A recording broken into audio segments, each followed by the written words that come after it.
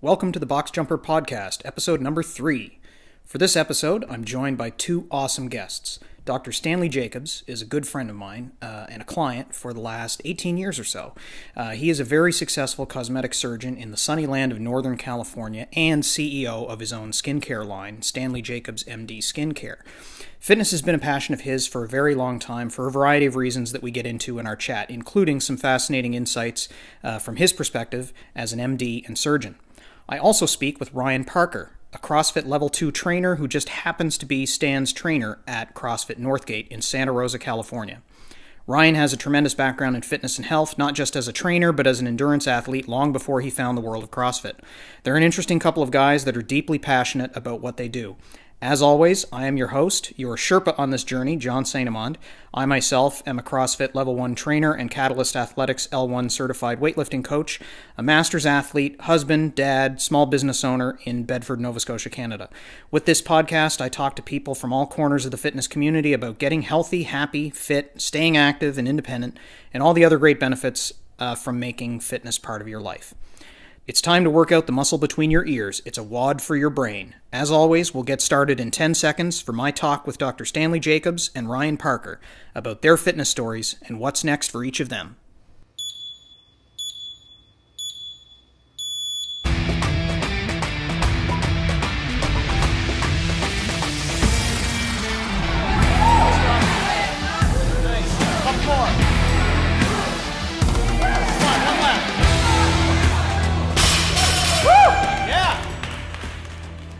Thank you both for agreeing to be on the podcast.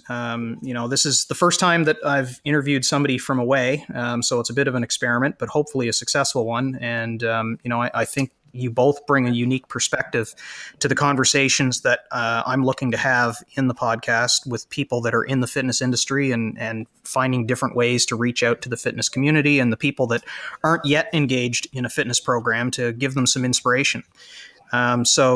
Stan, I want to start with you. In my intro to the episode, I'll give kind of some brief biographical information, but I think it's more interesting from your perspective for you to be able to tell the story of what it is that you do and what kind of background do you have, and how does that relate to what you're doing in sport these days? Well, thanks for inviting me, John. It's really kind of cool. I'm right now I'm a facial plastic reconstructive surgeon, and I operate a lot, at least 2 days a week, and I stand up when I operate, and I'm usually hunched over because I operate on faces, so my posture is probably, it's not the best, obviously.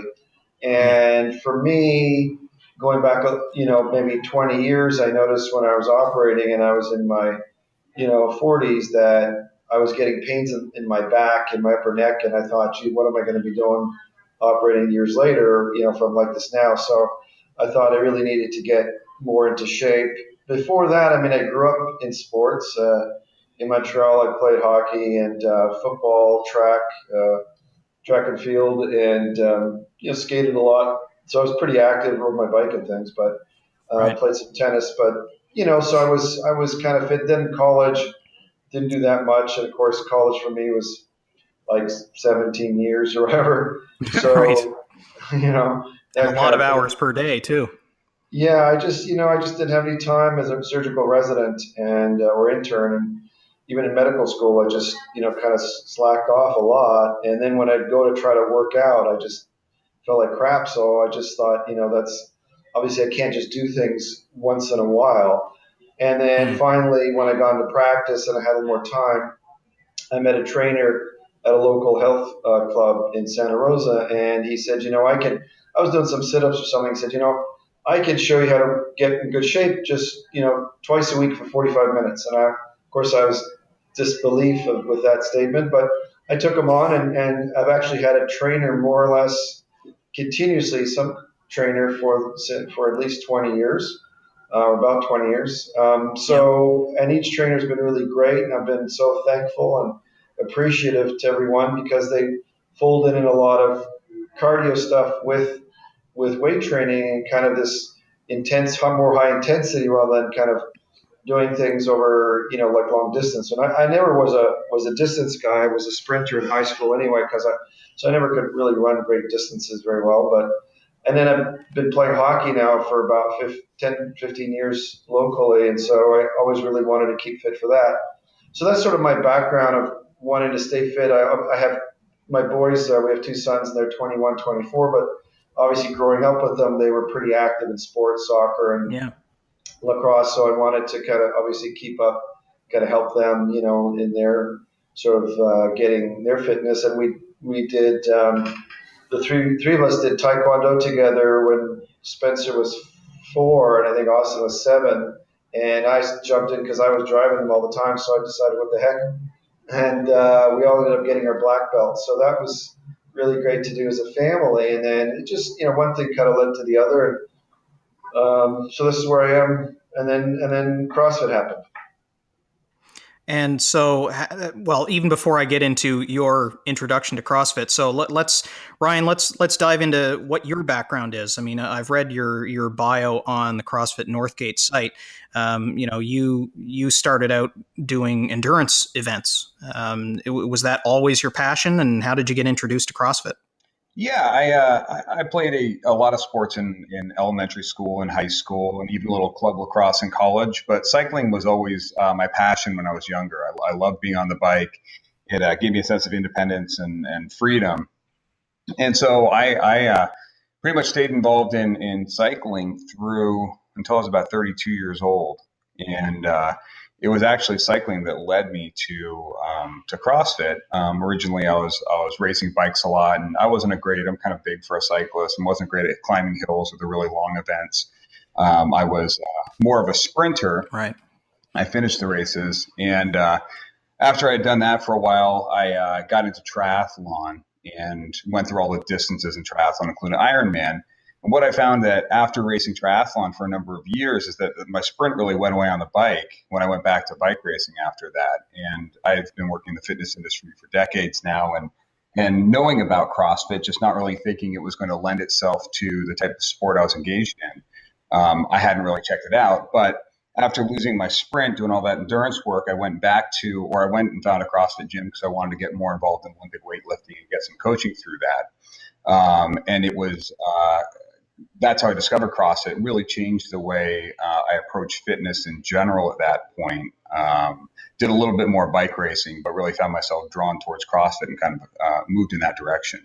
Right. And Stan, so you've had trainers for a long time and done a variety of different formats of fitness training throughout your career. Where did CrossFit enter into things, and how did it differ from what you had done before? Yeah, that's a good question. I've been a big believer, obviously, of fitness, and I've been a believer in trainers, and I really put a lot of trust in them, especially when I realized that they're really great coaches. And Ryan is definitely one of the best coaches I've ever had. He's really amazing. And so, but what I was working with another trainer who was great for about 6-7 years in Santa Rosa, and it was more. It was really fun because there was a lot of different variety. There was, there's some punching bags. There was, pushing steel sleds, carrying telephone poles, some weights and stuff. Right.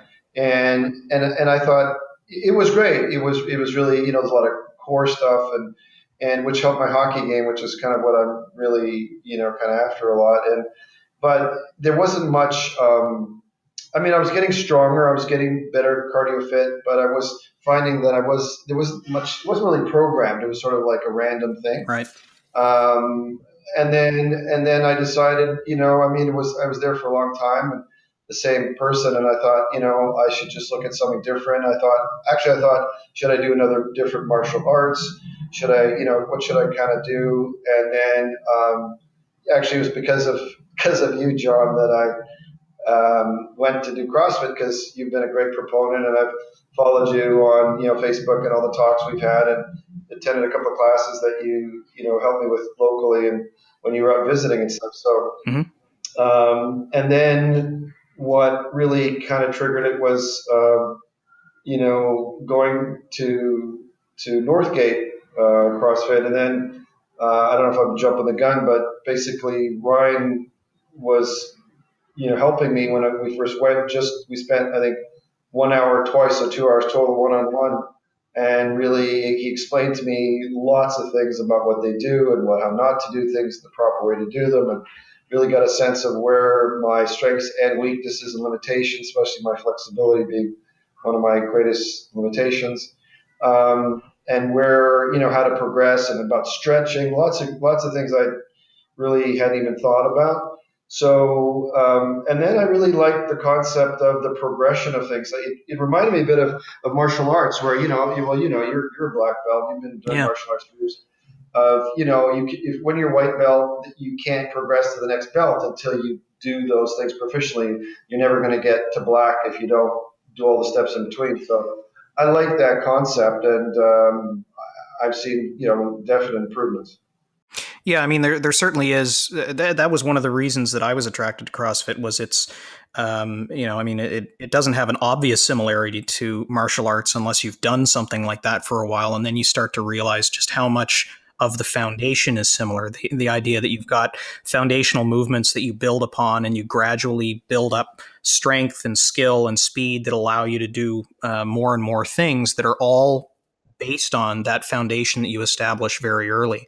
And, the community and the people being supportive of one another. And, that was something that felt fairly familiar when I started with CrossFit as well. And certainly every gym has its own dynamic that is in part tied to the people that own the gym, and more importantly, the coaches that are in front of the class that you happen to go to more often than not. That kind of sets the tone as well. So you get a lot out of that. And, coming into CrossFit when I did, I had just turned 40, and I had neighbors that introduced me to the whole idea.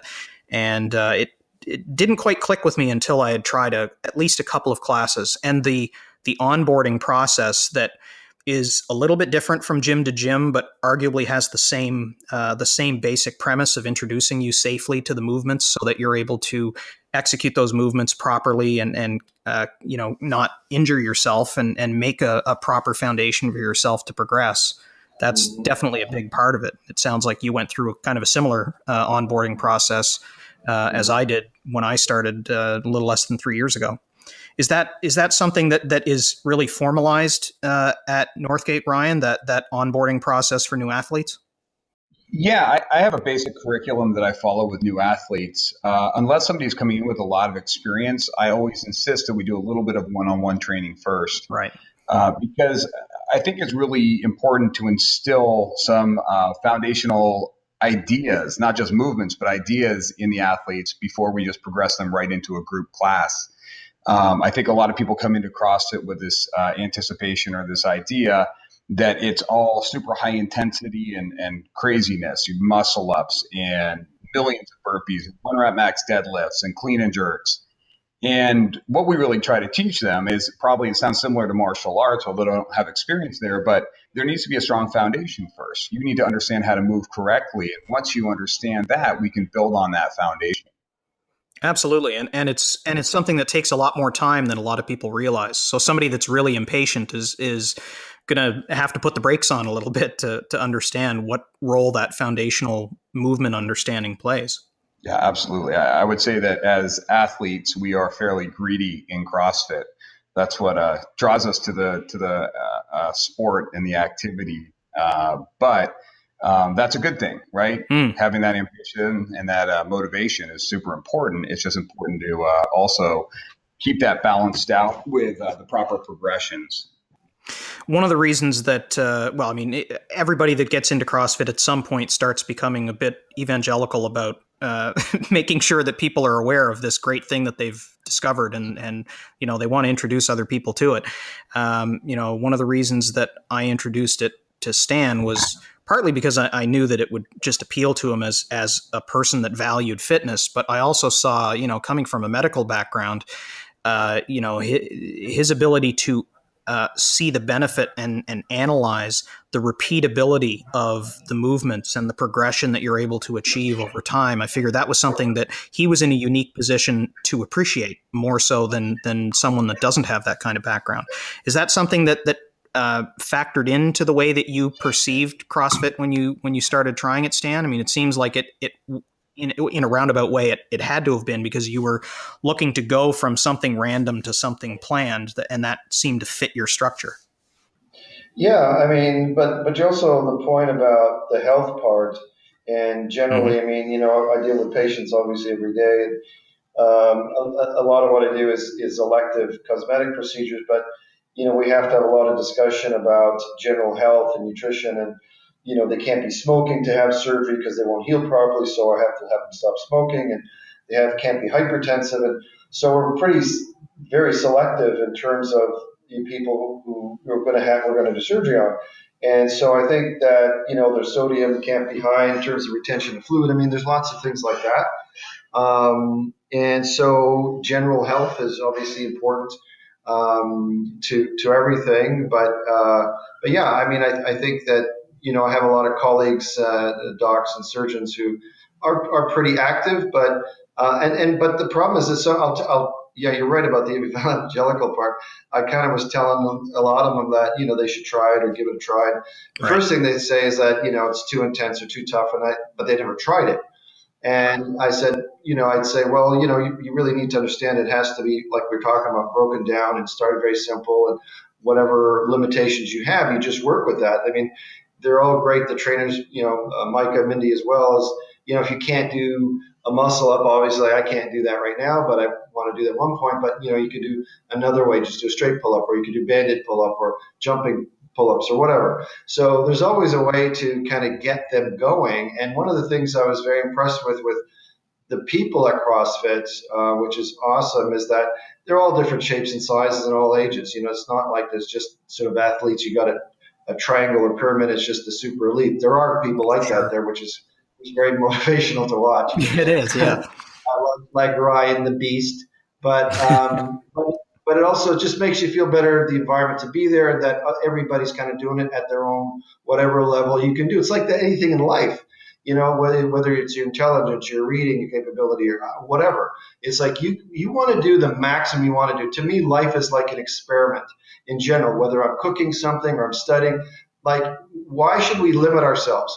People say to me, "Well, aren't you worried? Aren't you scared about your hands and this?" And like, you don't realize we used to break, boards with my hands when they're lit on fire, and I'm a surgeon. So, it's like I could get hit by a car tomorrow, whatever. Very true. People break their hips, stepping off a curb. So, for me, it's always been about go for broke, do as much as you can in a clever way. I'm not saying be crazy. That's why the whole stepwise progression makes sense. But, you never know what you can do unless you try. And there was a good clip today on Facebook that Ryan has about, somebody, I think it's Shannon, somebody doing pull-ups. It's like, why do you want to be stronger? And the comment was, what's the opposite, Yeah. So it's like, you don't know what you're capable of unless you can do it. Bringing up our boys, we said the same thing. You don't know how smart you can be, what you can excel in unless you really give it your all. And that's just, and look, I'm 63 now. I started CrossFit around my birthday, November, whatever. And it's like, I might not be able to do this in a few years. I might be able not to sprint or play hockey, but until that point comes, I'm going to do the best I can damn well do. Yeah, well, and working as hard as you are now, you're building up the resilience to be able to carry that longevity far further into your life than you would if you weren't this active. Yeah, and I see patients like that. I see people who are triathletes and different, athletes, and they come in and you can't believe their chronological age. They look way younger than that, and they heal way better. Yeah. I mean, I always tell patients the blood supply is the key. So when you're doing surgery, where it's orthopedic surgery, I don't care what it is, heart surgery, face surgery, if you're athletic and you therefore, by definition, have a better blood supply than somebody your equal age that doesn't, you are going to heal better. I see that day in, day out. So exercise is definitely helpful for healing. Wow, I don't imagine people would really think of it that way. Having a direct relationship with the healing. They think about it, preventing them from falling into chronic disease, but not necessarily when they have something happen, the healing power that being fit can potentially have for them. Yeah, their blood supply is better, perfusion of tissue is better. Yeah. Wow. So Ryan, how did you get into coaching when you got into CrossFit? Was that just something that you would gravitate towards naturally to anyway, because you're somebody that naturally leads, or was it Yeah, something that drew you in? I've been in the fitness industry now for a little over 20 years, and kind of the defining moment for me was when I was in high school. I was a sophomore in high school, and I did my first bicycle race. And I had a family friend who was a high level cyclist, and he was there at the race too. And he really liked working with junior development teams. And he was like, "Hey, you're pretty good at mountain biking, but you're in terrible shape. Do you, are you playing a spring sport?" And I said, "Yeah, I'm playing lacrosse." And he said, I'm going to send you a program to get you in shape for that." And it was weightlifting twice a week. And I went to the gym with my dad, and I made him do it with me. And then it was a running program, primarily hill sprints and intervals. And I think I probably executed that program at about 60% intensity. But that made such a tremendous difference that to my, just to my ability to enjoy the game and perform at a higher level. That really I was hooked after that. I was like, hey, I've got some control over this. This isn't about being a naturally good athlete or not. If I work at this, it's something I can control. And it kind of became an obsession. It kind of led me to working in gyms and trying to improve my own athleticism, which then obviously you want to share with people. And CrossFit was an extension of that. CrossFit connected a lot of dots for me. With this understanding that we can be really, really strong and have good endurance and have great body composition and be learning new skills and developing these abilities late into life. I don't even think we were starting to really tap into what's truly capable for masters athletes included. But it was that, passion for our ability to control our health and our fitness that led me to share it with other people. And eventually through CrossFit. What's the general composition of the membership at Northgate? I mean, certainly the experience that I've had in the CrossFit gyms that are here in Nova Scotia, it does tend to lean a little bit more towards the masters athlete. Even if the majority are not masters, they're awfully close to masters age if they're really actively involved. We don't have all that many young people. Some gyms do, but our gym in particular is predominantly masters athletes or those that are very soon to become masters athletes. Is that similar to your experience there, or do you have a much broader range of ages at your gym? We have a much broader range. I think that CrossFit, at least in the format that we deliver it, lends itself to a working professional. So it's not a great program for somebody fresh out of college who's just getting started, because this kind of coaching does cost a little bit of money. Right. That being said, we do have people in high school all the way into their 70s. I would say the mean age is probably early 30s. Okay. But plenty of masters athletes and some pretty competitive masters athletes too. Now, do you have any programming that's any different for the masters athletes, or is it just on the spot scaling that's planned into the class WOD? I would say that the programming is really for all ability levels, but in a CrossFit gym, you program for the highest level athlete and you scale down from there. Right. Yeah. Our two highest finishers in the Open this year were both masters athletes. So that makes it easy, right? Yeah, that's for sure. What are some of the unique things that you see in masters athletes like Stan? Is there a different approach in, for example, coaching them because their sensibilities or their priorities from fitness are a little bit different than they would be if they were 20 or 30 years younger? Yeah, everybody's a little bit different in terms of what they want to get out of the program, and that's one of the places you have to start. Is somebody coming in looking to seek maximum performance? Is that just the way they're programmed? I'd say Stan probably falls into that category. Not that he doesn't care about health, but he's a performance guy. He still plays hockey. He wants that performance. I'm the same way. I'm just naturally competitive. I've always been involved in a competitive sport in some way. So kind of understanding the priority of the athlete is important. And then making sure they understand really how to create a relationship with their body that's going to allow them to get what they want. I think it's really important as we're dealing with more and more masters athletes and continue to train them at a very high level that they understand you can still make an incredible amount of progress late into life, but your approach has to change a little bit. In your 20s, maybe your early 30s, especially if you're a high level athlete, it's just whoever works the hardest does the best. Right. Now you still have to work hard, but you can't just push through things. If your body's giving you a message like, hey, something's a little bit sore or this feels a little sketchy, you have to give it the attention that it needs. And the best way to make long-term progress is to not take any steps back. That's for sure. So to deal with problems before they become, injuries is really the biggest key to making, a lot of progress. So I think with masters athletes, that's really the messaging that they have to hear in order to succeed. Yeah, and it sounds like that's something that you took very much to heart, Stan, in going through that that foundational set of classes with Ryan one-on-one to learn the movement safely. It's certainly a factor for an older athlete coming in that they can potentially at least be more susceptible to injury, or they may just feel aches and pains a little bit more frequently, or in places that they wouldn't have felt when they were younger. Is that something that you experience as a CrossFit athlete, and how do you manage your recovery post tough workout? Well, that's a good question. I mean, I think if you're working up pretty hard, doing different things, you're kind of sore like all the time. Yeah. A little bit. Yeah. Okay, so I'm not alone there.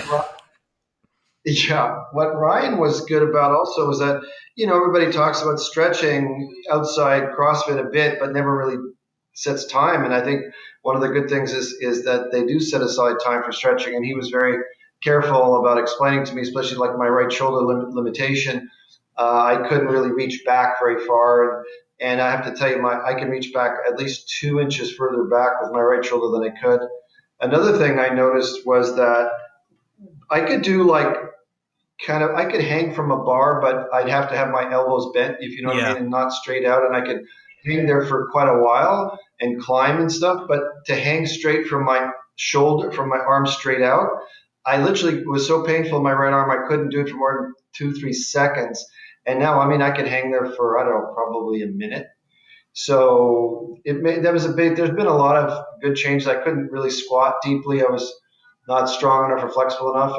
And Ryan and Micah and, many have helped me really get better squatting. I still have to work on that. So there's definitely things that I've noticed an improvement, and I want to definitely get better and learn more. Yep. But they've been careful to not, let me try to lift too much weight or do something like that, because I'm just kind of stupid sometimes, just kind of force through it. And, I don't want to get injured. But no, I think that there's always some injuries. I just, I deal with them. I get hurt a little bit in hockey sometimes, but nothing's really been serious. But I can tell I'm more fit. Like sprinting, I was telling Ryan the other day, I just felt much better doing a 100-meter sprint. Like my butt and my thighs, I felt like I was bouncing more, and leaping from foot to foot rather than just sort of gliding along. So yeah, there's definitely things that I've noticed, and I haven't, thank God, I haven't been really injured severely at this point, but I just deal with it. It's funny how the mobility side is one thing that I see as a coach very often. And being a masters athlete myself, I'm certainly more aware of it now than I was previously. And some of it is occupational in nature. In my case, I work at a computer for a living, so I don't have the best posture when I'm sitting at my desk. So my back is sometimes an issue. My shoulders roll forward, and so I have some shoulder mobility issues getting my hands back, particularly for the snatch. And I've been working on that quite a bit. And I didn't prioritize working on that quite to the same degree until about a year ago, when I really started pushing hard to get some of the skills that I felt like I should have had by the time that I got there, and I didn't have them yet. I still find snatch challenging, but I can do them now. And those mobility issues I'm seeing, particularly in certain lines of work, like there's a lot of healthcare workers that come in that have wrist mobility issues. Anybody that's worked in dentistry, for example, they have those fine motor movements. And Stan, you might actually experience this same type of tightness in the wrist with the fine motor control that you have to have as a surgeon. And so we're seeing, and that seems to present in older athletes more so than younger athletes because they've been doing that longer. The practice of those movements and those limited range of movements in what they do professionally has built up over time, and so they don't wind up with the range of motion in those joints that they would have otherwise. And so we wind up having to work on that with a lot of people. I'm seeing a lot of shoulder and hip hinging mobility issues in a lot of people because it's just not something that they use in their everyday. And as masters athletes and coaches of masters athletes, that's something that we wind up having to look for pretty closely and try to give people the advice to make sure that they're doing an awful lot of mobility work both before and after the workout, and do as much as they can on their own as well to increase that mobility that much further and prevent injuries from occurring. Now, being in Northern California, you probably get a lot of drop-ins, do you? I mean, you're in a maybe not the tourism area that Orlando is, but you certainly get an awful lot of visitors to the area. Do you wind up seeing a lot of guests come through the doors at North Gate? I mean, I was one of them last year. Yeah, it depends on what a lot means to you versus, Florida. I visited a couple of gyms in Hawaii, and half of their class is a drop-in. That's a big chunk of the business. We usually get several a week during the busy seasons. In the fall, they do the harvest and the crush for the wine, and it's pretty busy then. There are a couple of wedding seasons that get busy around here, so we'll get half a dozen or so a week. Mm-hmm. But it is always nice to have people in from around the world, really, and share what we do. I think dropping into the CrossFit gyms is it's a very unique thing to be able to do. I don't know that there are too many other communities, global communities like CrossFit that exist. That's certainly true. I mean, anytime, I guess even in martial arts, I didn't feel comfortable dropping into another club without really doing a hell of a lot of homework before I showed up at their door. In CrossFit, all I got to know is that they're an affiliate, look at their schedule, and go in and talk to a coach. And generally, I feel pretty comfortable. Now, I mean, being a coach myself, I don't feel like I need quite as much supervision as somebody that's really new. But at the same time, it's more about the environment and how welcoming people are of people from other gyms. It's a community that is unlike anything that I experienced in any other sport that I was part of. It's got to present some challenges, though, when you're seeing that many completely new people that have some training and experience, but you've personally never coached them before. Is that something that you look forward to in being able to evaluate the movement of somebody that comes in and starts working out and you've not seen them before? Yeah, I mean, I think that, less challenge and more opportunity. It's fun to be able to show somebody something they haven't seen before, maybe, or just get a different set of eyes on them. I have this experience frequently, and as a coach, you might be able to appreciate this, where one of my athletes will go on vacation and they'll drop into another gym, they'll come back and they're like, oh, I got the best cue for improving my whatever movement that is. And they're like, I can do them now. It's great. For sure. And I'm like, oh, what? You mean that same cue I've been giving you for the last 3 years? Yep. Yeah, they're like your kids that way. They need to hear it from someone else before it makes sense. Yeah, but that's the opportunity. You get to connect with some people. I try to do a good job when we have people visiting to introduce them and at least give their name, where they're visiting from. And 9 times out of 10, somebody's in town. I'm like, oh, they're just here to do some wine tasting and check out the area. And people will come up to them that work in the wine industry and they'll say, hey, where are you going? Do you need recommendations or referrals or, good places to visit, or somebody's visiting from wherever they're from around the world. And somebody will come up to them in class and be like, oh, I used to live there. Or my cousin's there, whatever it is. And so it's just fun to get to connect with people that, from all over the place. For sure. You mentioned that your top finishers in the Open were themselves masters athletes. So how was the Open at North Gate? What's the spirit like at North Gate for the Open? Did you have a lot of people participate? Yeah, we're a gym of about 200 members, and we had about 67, I think. Mm-hmm. And I don't encourage anyone to do the open. I know a lot of gyms put a lot of emphasis on it, and I let people know, listen, this is a competition. It's not my competition. It's not something that I'm scaling for you. Right. And so you have to understand that you're signing up for a competition. The rules are dictated by somebody else, not me. And so, I just, kind of had that caveat going. I said, that being said, I'm happy to support you through it. And if you want to do it, here are all the great things that'll come from doing it. But it's got to be your decision. It's not my decision. So we try to get most of the athletes through on Friday afternoon and evening. So it's kind of like a big party while that's happening. You always see some people, exceed their own expectations or do things that they weren't able to do. A lot of nervous energy always. Some people haven't done a lot of competition who sign up for this, and they put a lot of weight on it. So you get to support people emotionally as well as physically during the open. Yeah. Yeah, I think, Stan, I inadvertently encouraged you to to participate in the Open, and you finished exceptionally well, 262 out of 878 worldwide in the men's 60s plus. That's a fantastic finish, especially with how, you're still learning some of the skills that are required to be able to do some of the movements, particularly with how challenging some of the programming was for this year's Open. How did you find the Open? What was your experience like this year? Well, the first thing is that I didn't do the first 18.1 because I couldn't do it. So I'm hoping that next year, if I do all five, I'll get better. You'll do all five workouts. Yeah, I forgot about that. That's an Okay. amazing score considering you didn't get a score on the first one.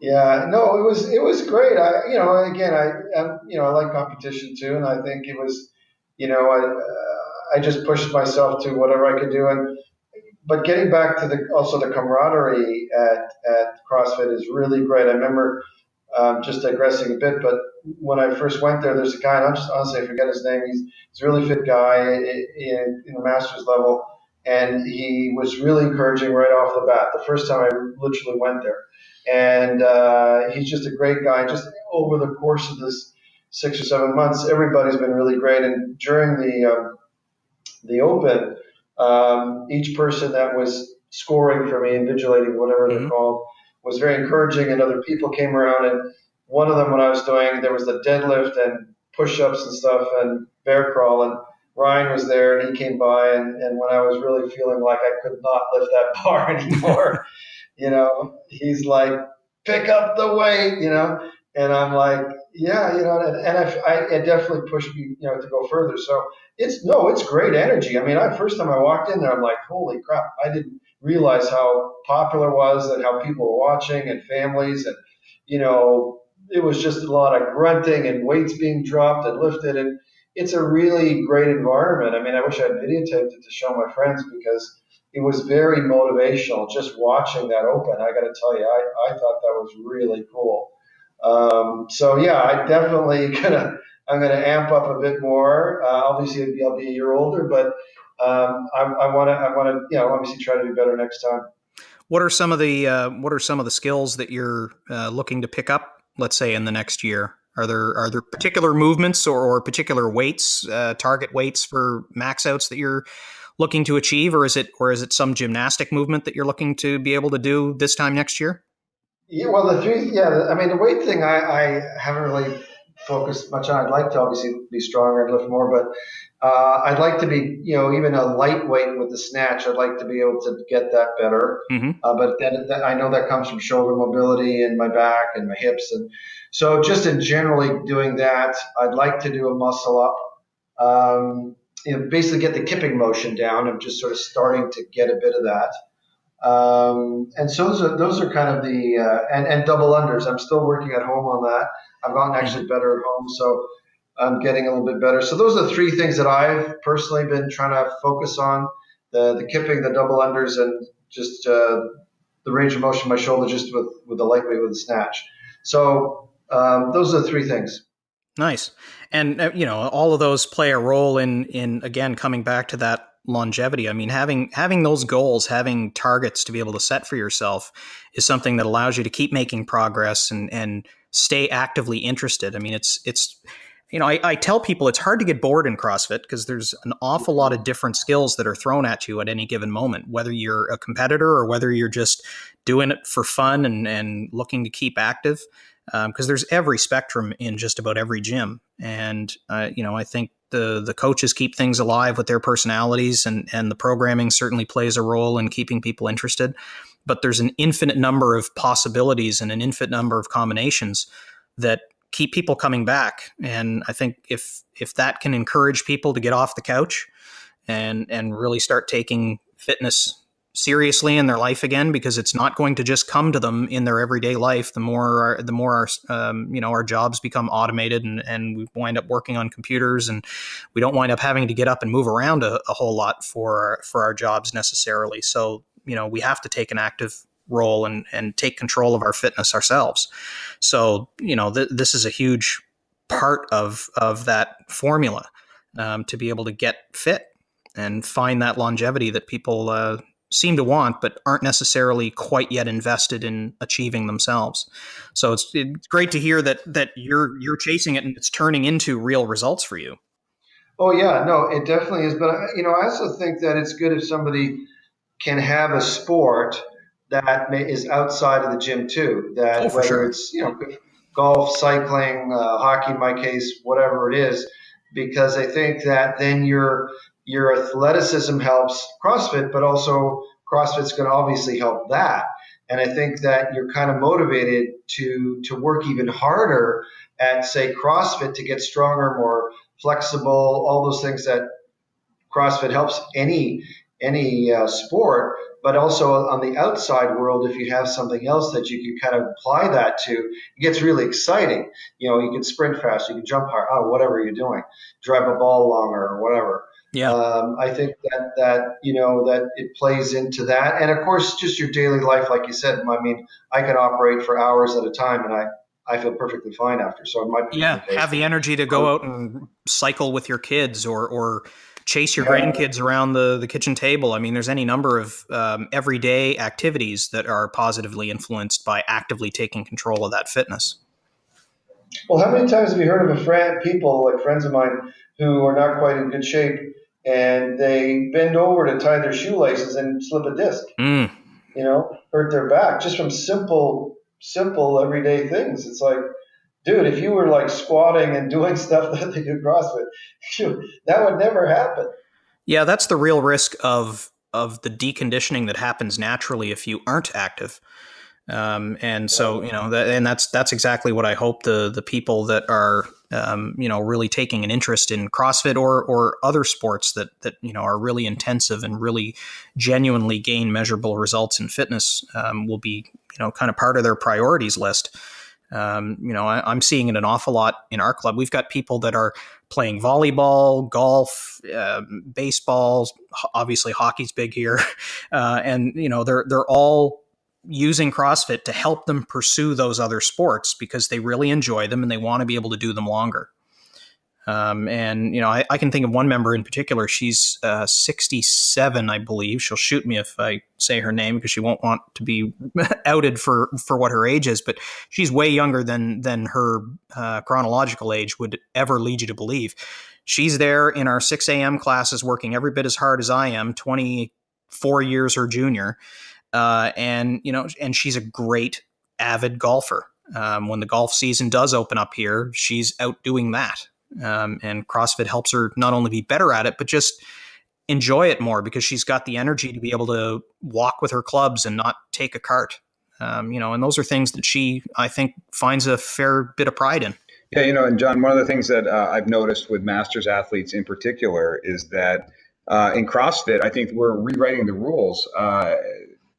We're seeing people in their 50s, 60s, and 70s who are building a tremendous amount of strength, who are really aggressively improving. Oh, yeah. I think that we kind of had this concept or this idea that, you peaked in your 20s or 30s and then you were pretty much over the hill and everything got hard and you were giving away, massive amounts of abilities. And I think what we're seeing in CrossFit is we have people that are, in such incredible shape in their 50s, who haven't been doing CrossFit for that long and are improving at such a rapid pace. I think we're starting to recalibrate our ideas of really, when do you start slowing down? Because everybody who's afraid of aging is afraid of aging because of one of two things, as far as I can tell, either chronic disease or the loss of abilities. And so if you can continue to gain or build abilities or hold, elite levels of fitness to be able to keep up with people in their 20s, 30s, and 40s into your 60s and maybe even 70s, I mean, that really is pretty exciting. That's for sure. And I think pretty different people. So I think the more we get that message out that, listen, these aren't masters athletes who are, digging their own graves and beating up their bodies. These are people that are taking care of themselves to the point that they can maintain these high levels of fitness. I think that's a really exciting concept and one of the really important messages that we can put out there. For sure. I mean, that, as both the affiliate owners and the coaches and, CrossFit HQ specifically, that's the core essence of at least one of the messages that they're really pushing. I mean, Coach Glassman's notion of the continuum of health, from everything from, chronic disease all the way up to healthy, all the way up on the other side of that mountain to being truly fit.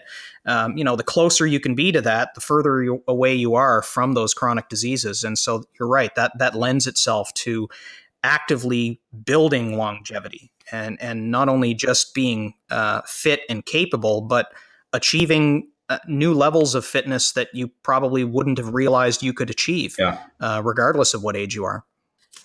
Well, thank you both for taking the time to talk to me. This was a great opportunity to really kind of talk shop, and in particular talk about how CrossFit impacts the master's age athlete, which I think is a pretty significant area of growth. I think the master's athlete or the master's age community out there is starting to become aware that fitness is something that they can regain much later into life than they previously would have thought. And so I think that's in part what's driving an awful lot of 30 and 40 and 50 somethings to start looking into sports like CrossFit. And hopefully the more of them that do it, the more impact we'll have on other areas of their lives, including, the cost of healthcare.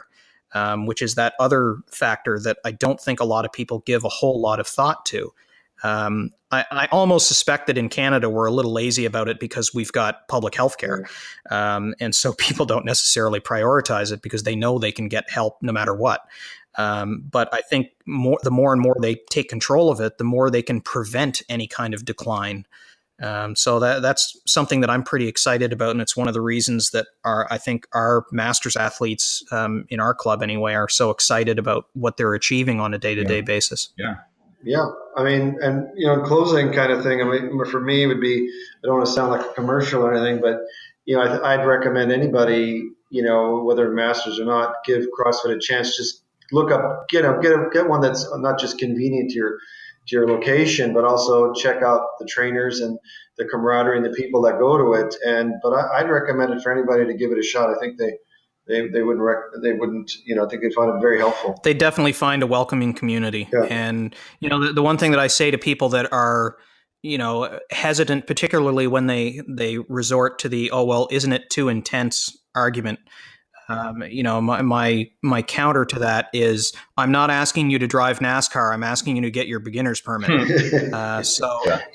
It's really not more complicated than that. Nobody's going to turn pro overnight. It's really about that slow progression to become healthy. Yeah. And if they can approach it that way and not think that intensity comes, part and parcel with CrossFit right out of the gate, then they'll be much happier. Scaling is the default option for the vast majority of athletes. Like you said, Ryan, the programming is for the top athlete in the club. And so they shouldn't be setting themselves up to feel like they're not achieving something by not being able to do it RX. Yeah, right. It's not a carrot being dangled. Right. Well, thanks, guys. I really appreciate it. Yeah, thanks for having us on. All right, cool. All right. Good luck. Have a great All right, one. Thanks. Okay, bye, guys. Time's up. I hope you enjoyed this latest episode of the Box Jumper Podcast. Please subscribe on your favorite podcasting platform so you get upcoming episodes automatically as I'm joined by more guests to talk about fitness and health. If you like the episode, do me a solid and write a 5-star review on iTunes. I hope to share reviews and comments in future episodes. You can email feedback or ideas to me at info@boxjumper.ca, and of course, visit boxjumper.ca often for more fitness-related stuff outside the podcast as well. Follow me on Instagram, Twitter, and Facebook with the handle @boxjumperover40, and that's 40 with the digits. Thanks for listening. So much more to come. Until then, WOD happy and WOD often.